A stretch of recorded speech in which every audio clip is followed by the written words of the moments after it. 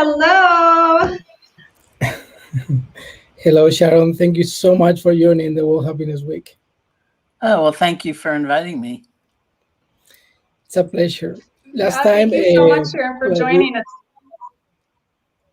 Yeah, last time we were together. It's a pleasure to meet you, finally. Rogers and with Amishi and Shelly in Miami. It was amazing.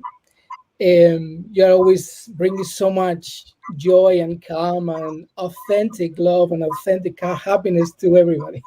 So we are very pleased. Thank you so much. What a beautiful thing to say, really. And it's nice to meet you too, Catherine. You have a fascinating story. It's really incredible.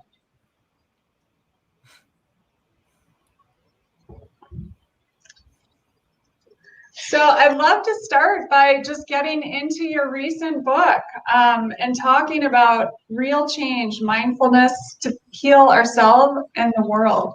And I think never has there been a time more that we have needed that. So really, really grateful to have you here and would love to learn more about the book and yeah, the message. That's great. And thank you for saying that. I mean, one of the kind of odd things is that book publishing being what it is, I actually turned in that book before the pandemic, except for the preface, which was the only piece I wrote later on. And I got the chance to write that piece because publication had been delayed because of the pandemic. And a friend of mine was reading the book and telling me he was reading it to excerpt it for something. And he said, you know, I like it, but I keep reading those examples you're using and thinking that's what made you anxious. Wait till you see what's coming. You know, so I thought, oh, maybe I need to try to ground the book and the topics in the book in our current reality. So I went to the publisher and asked if I could write a new preface, but everything else was written earlier. Yeah, that's wonderful. And what have you learned through the pandemic? So much. Well, interestingly enough, the overriding question I had for myself in writing that preface was, what's still true? Like in a time of such incredible disruption and uncertainty and anxiety and grief and loss and so much going on, like what's still true? What's upholding me? What am I counting on? What am I relying on? And that was such an important question to be asking myself. And really what I discovered was that a lot of what I was counting on were some of the tools, some of the skills I had learned in meditation practice 50 years ago to begin with. That no matter what was going on, that just as a human being, I had the capacity to create some sense of centeredness and some spaciousness. And spaciousness didn't mean coldness or not caring. It just opened the door to see some options, you know, like when we get caught in a state like anxiety, it's like the world gets very small. And if we have a little bit of space, then things can open up. I also learned again the incredible power of kindness and the importance of kindness, both in my own commitments, like I made a commitment to try to be kinder. And one of the ways that manifested was I decided that I wasn't going to write out an email and then press send. I was going to read it first. Like write it out, take a few breaths, read it again. And sometimes I look at a sentence and I think, well, you know, that could be misinterpreted or maybe that would create the wrong impression. And then I just change it. And I've been so amazingly inspired and moved by stories of generosity, people helping other people in their community and reaching out. And it's been really important. One topic that is kind of the throw line for the whole week is the concept of suffering. And we are the World Happiness Fest, but we are serious about happiness, joy, and hope And suffering is a big deal.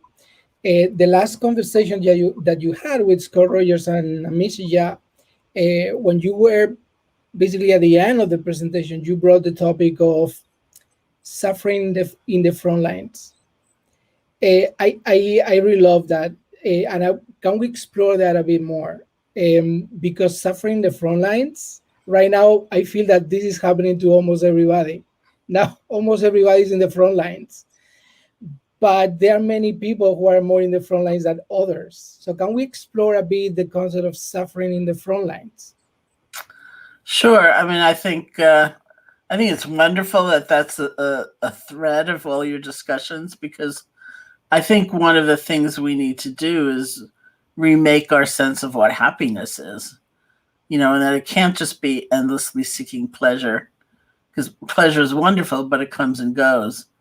And it can't be the things maybe we've been taught to believe. Like, I know so many people who would say their conditioning is that vengefulness is what makes you strong, and you shouldn't count on anyone else because they're not going to help you. And compassion is weak and it's sentimental. But when we really look, then strength doesn't lie in that kind of endlessly keeping a grudge and letting someone else's actions define our own mental state.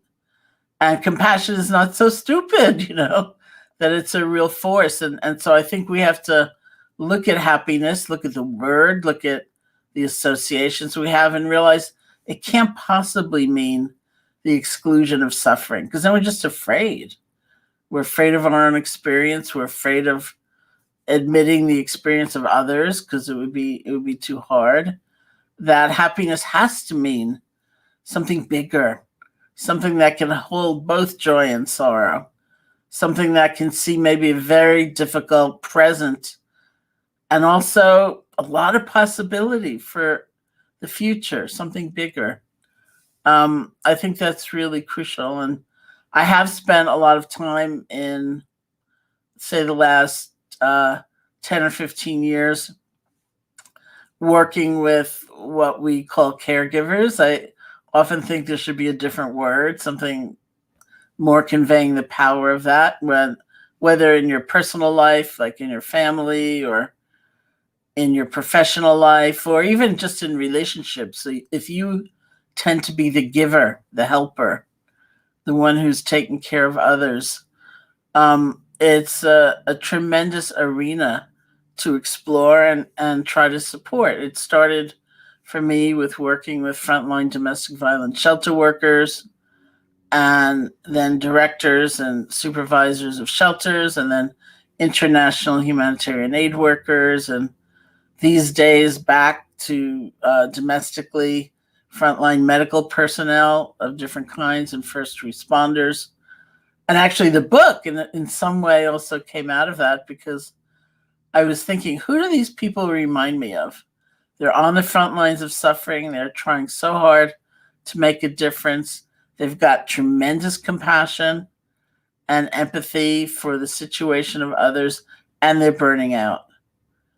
What is that? Sometimes it's compassion flowing outward and not so much compassion for ourselves. Or sometimes it's not a realistic sense of limits. We feel responsible for being like superheroes and making it all work. And there's so many different elements. And I just thought, who does that remind me of? And I thought, oh, activists. They're like that too. And so that was kind of the birth of the book. I think that there's so much about balance we can all learn, and we can learn it from people who are on the front lines, because their hearts are tremendous and they care so much. And there is such a crisis as people burn out. And I think we have to understand why. One of the things that I've struggled with as I've done work in mental health and just in talking about meditation and the power of meditation and how it can transform our lives, and there's now all of the research to support it and the benefits of it, and people still saying, I don't have time for it. Like I've got too much to do. How, you have so much experience in it. How do you answer that? How do you, what's like the key? Well, the last time I did a public presentation with our friend Amishi, who's a neuroscientist in Miami at the University of Miami, we're on a panel together for Oxford University, but the reality of our time is that I never actually leave this chair. This is just where I live, basically. And then I say, oh, I'm going to California, but I'm not going anywhere. So Amishi and I were on this panel together, and I quoted a different, very prominent neuroscientist that we both know, who had said to me that what his lab had found was that just 7 to 9 minutes of meditation a day would change your brain in the way that they like to say, one's brain can change in an understanding of neuroplasticity and better circuitry and, parts of the brain that emphasize like emotional hijack and being overcome actually recede, and the parts of the brain that emphasize reflection and more deliberate action, they expand and so on. So what this friend had said was that 7 to 9 minutes a day would actually change your brain. So this means demonstrable changes in your fMRI. So I was looking at Amishi's face on the screen. She didn't look that happy. So I said, okay, Amishi, what do you think? And she said, well, my lab found 12 minutes a day would actually change your brain. So first of all, obviously nobody knows. And there's not a precise number, but nobody is saying you have to put this into practice for 12 hours a day to make a difference. It's like 12 minutes a day. So I think that idea that we don't have time can be challenged. What seems to be the most significant factor in these findings is the regularity. And so Amishi would say 3 to 5 times a week. And I said to her, that is actually harder for me in the way my mind works than every day. Because if it's 3 times a week, it'll be Monday and I'll think, let's start Wednesday. And it'll be Wednesday and I'll think, I'll do it 3 times on Saturday. That would count. But every day is every day. And so if you want, it's not a coercive activity, carving out that commitment. It could be in the morning, it could be in the afternoon, it could be in the evening, whatever is working for you. And see if you can just do it. And if you don't have 12 minutes on a certain day, you only have 5 minutes, try that. Love that. And you're muted. Also, of course. Yes. Today is all focused on health. How do you relate happiness and real happiness and real change to health? Do you see the correlation? What is your experience with that? Yeah, certainly if you include mental health within the purview of health, which needs to happen. And even in terms of physical health, there's just the sheer sense of energy, that is different when we can tap into certain resources, or even to use the fight, flight, or freeze model, when we are locked into a kind of stress reaction. There are consequences for that. And one of the things that always fascinated me about that description is that the stress dynamic is a dynamic. There's the stressor, the pressure, the incident, the problem, and then there's how it's being met. It's the resource with which it's being met. And it's not to say that we never try to change the problem. I think that's part of the misunderstanding of meditation, that you're just going to be all, goofy and you're not going to try to do anything about circumstances. That's not true.